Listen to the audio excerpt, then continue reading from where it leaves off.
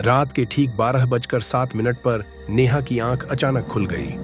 कमरे में घना अंधेरा था। घड़ी की टिक टिक की आवाज और उसकी तेज धड़कनों के अलावा कुछ भी सुनाई नहीं दे रहा था। उसने सोचा कि शायद कोई सपना देख रही थी, लेकिन तभी फोन की स्क्रीन चमकी। अनजान नंबर से कॉल। उसने अनजाने डर के साथ फोन उठाया। हेलो। दूसरी तरफ कुछ सेकंड तक खामोशी छाई रही। फिर एक धीमी मगर ठंडी आवाज आई। क्या तुम जाग रही हो नेहा? उसकी रीढ़ में एक ठंडी लहर दौड़ गई। तुम कौन हो? उसने घबराकर पूछा। अगर मैं तुम्हें बता दूं तो क्या तुम मुझ पर यकीन करोगी? नेहा को ऐसा लगा जैसे उसकी सांसें थम गई हों। उसने स्क्रीन की तरफ देखा।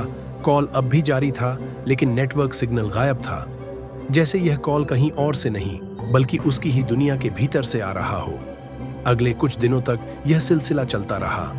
हर रात ठीक 12:07 पर वही नंबर, वही आवाज।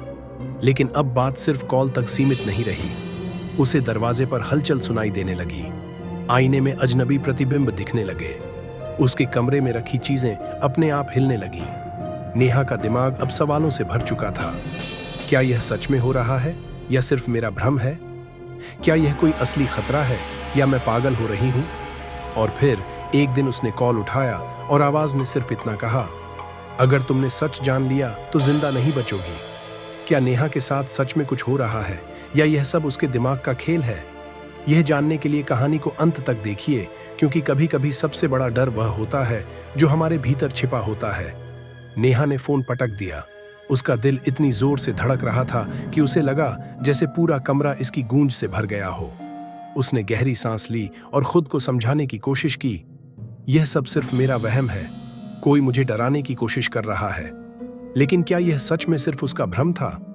अगली सुबह जब नेहा ऑफिस पहुंची तो उसकी दोस्त सुमन ने पूछा, क्या तुम ठीक हो? तुम्हारा चेहरा उतरा हुआ लग रहा है। नेहा हंसने की कोशिश करती है, लेकिन उसकी आवाज लड़खड़ा जाती है। हाँ, बस ठीक से नींद नहीं आई। लेकिन फिर एक अजीब बात हुई। जब नेहा ने अपना फोन निकाला और कॉल लॉग देखा तो वहां कोई अनजान नंबर नहीं था। कोई कॉल आया ही नहीं था। क्या मैंने ये सब सिर्फ अपने दिमाग में सोचा था? उसका सिर घूमने लगा। उस रात नेहा सोने की कोशिश कर रही थी, लेकिन जैसे ही घड़ी ने 12:07 पर उसके फोन की स्क्रीन फिर से चमक उठी। अनजान नंबर से कॉल। इस बार उसने हिम्मत जुटाई और धीरे से फोन उठाया। तुम कौन हो? नेहा की आवाज कांप रही थी। दूसरी तरफ वही धीमी मगर डरावनी आवाज आई। क्या तुम सच में जानना चाहती हो नेहा? इस बार नेहा चुप रही। अगर मैं तुम्हें बताऊं तो क्या तुम मुझ पर यकीन करोगी? अचानक नेहा को अपने कमरे के आईने में एक अजनबी चेहरा दिखा। उसका अपना ही चेहरा। लेकिन यह वो नहीं थी। उसके दिमाग में सब कुछ घूमने लगा। उसे अपनी ही आवाज सुनाई दी। तुम मुझसे भाग नहीं सकती नेहा, मैं ही तुम हूं। क्या नेहा सच में किसी से बात कर रही थी या ये सब उसके दिमाग का खेल था? क्या यह कोई पुराना राज था जो अब उसके जहन में वापस आ रहा था, या फिर वह खुद ही इस खेल का हिस्सा बन चुकी थी? जवाब जल्द ही सामने आएगा, लेकिन तब तक नेहा को समझना होगा कि वह किससे भाग रही है, किसी अनजान कॉलर से या खुद से। आईने में दिख रहा चेहरा उसकी ओर घूर रहा था। नेहा का ही चेहरा, मगर अजीब, अजनबी, जैसे कोई और उसमें समा गया हो। नेहा ने आंखें झपकाईं और सब कुछ पहले जैसा हो गया। उसने खुद को संभालने की कोशिश की।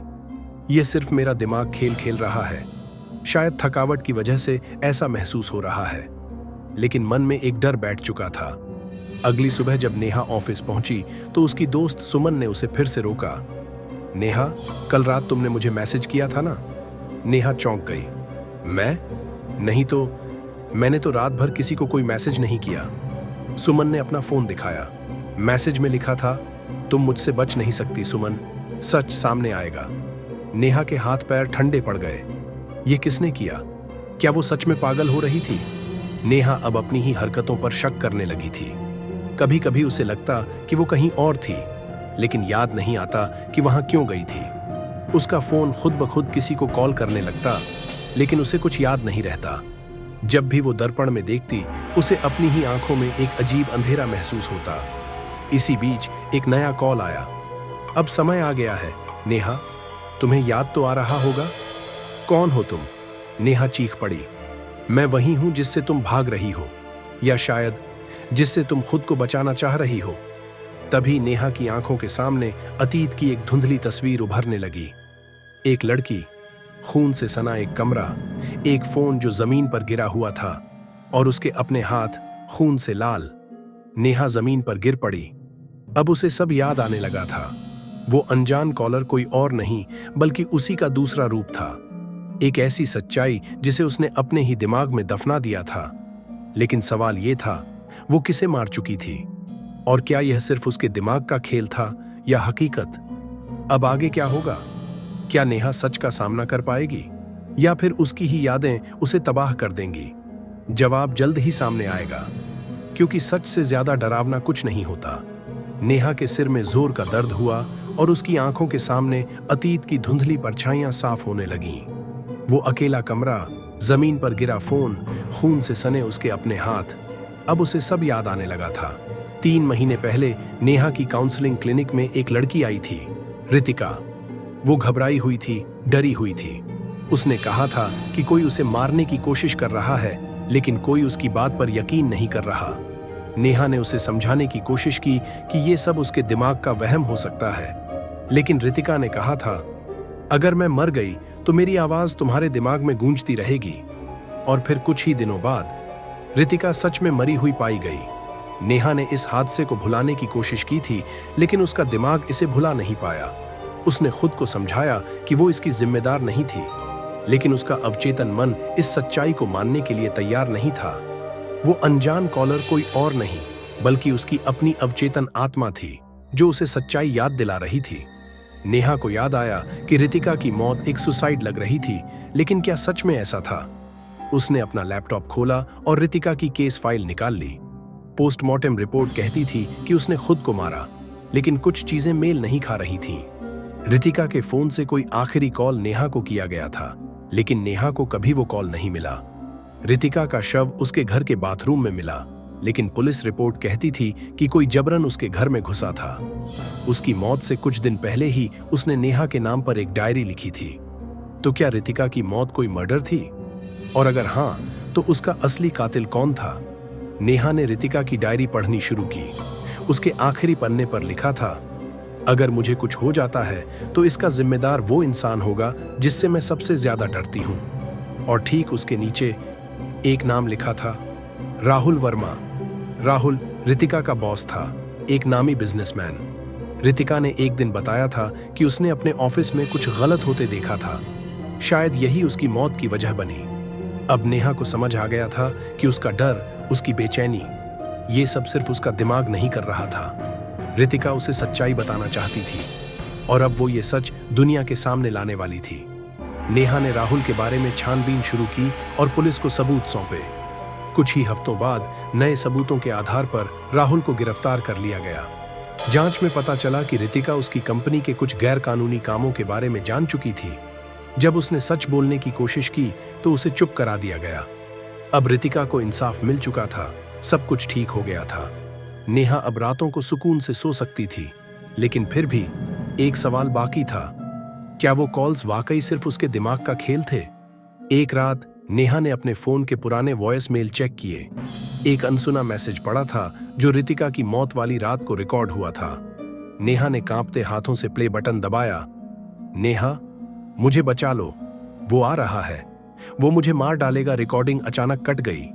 नेहा का दिल जोर से धड़क उठा। तो क्या रितिका की आवाज सच में उसे बुला रही थी या फिर ये सिर्फ एक और अनजान कॉल थी? नेहा ने अपने फोन की स्क्रीन को घूरते हुए वॉइस मेल को फिर से सुना।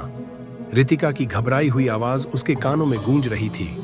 नेहा, मुझे बचा लो, वो आ रहा है, वो मुझे मार डाल। रिकॉर्डिंग अचानक कट गई थी। नेहा की सांसें तेज हो गईं। अब उसे पूरा यकीन हो गया था कि रितिका की मौत कोई हादसा नहीं थी। राहुल ने उसे मरवाया था और अब वो जेल में था। लेकिन जो चीज उसे परेशान कर रही थी वो यह थी, अगर रितिका मर चुकी थी तो उसकी आवाज अब भी नेहा के दिमाग में क्यों गूंज रही थी? क्या वो खुद को दोषी महसूस कर रही थी या फिर कुछ और था? नेहा ने गहरी सांस ली और खुद से कहा, अब यह खत्म हो चुका है। उसने अपना फोन उठाया, वॉइस मेल को डिलीट किया और कमरे की लाइट बंद कर दी। अंधेरे में उसने तकिए पर सिर रखा और आंखें बंद कर लीं। फोन की घंटी बजी। नेहा ने झटके से आंखें खोली। उसकी स्क्रीन फिर से चमक रही थी। अनजान नंबर से कॉल। उसकी उंगलियां कांपने लगीं। उसने धीरे धीरे फोन उठाया और कांपती आवाज में कहा, हेलो। दूसरी तरफ से वही जानी पहचानी ठंडी फुसफुसाहट आई। नेहा, क्या तुम जाग रही हो? नेहा के हाथ कांप रहे थे। फोन स्क्रीन पर फिर वही अनजान नंबर चमक रहा था। उसने गहरी सांस ली, खुद को शांत करने की कोशिश की। नहीं, अब और नहीं। इस बार उसने फोन उठाया, लेकिन कुछ कहने से पहले ही दूसरी तरफ से आवाज आई, अब मैं जा रही हूं नेहा, शुक्रिया। नेहा के रोंगटे खड़े हो गए। यह आवाज किसी तरह शांत थी। फोन कट गया। उसने स्क्रीन की तरफ देखा, कोई कॉल लॉग नहीं था। नेहा ने खिड़की से बाहर देखा। आसमान साफ था, हवा में हल्की ठंडक थी। उसने महसूस किया कि उसके अंदर का भारीपन जैसे खत्म हो गया था। रितिका को इंसाफ मिल चुका था। सच सामने आ चुका था। अब कोई अधूरा सवाल बाकी नहीं था। नेहा ने एक आखिरी बार अपना फोन देखा, फिर उसे बंद कर दिया और बिस्तर पर लेट गई। इस बार वो सच में चैन की नींद सो गई।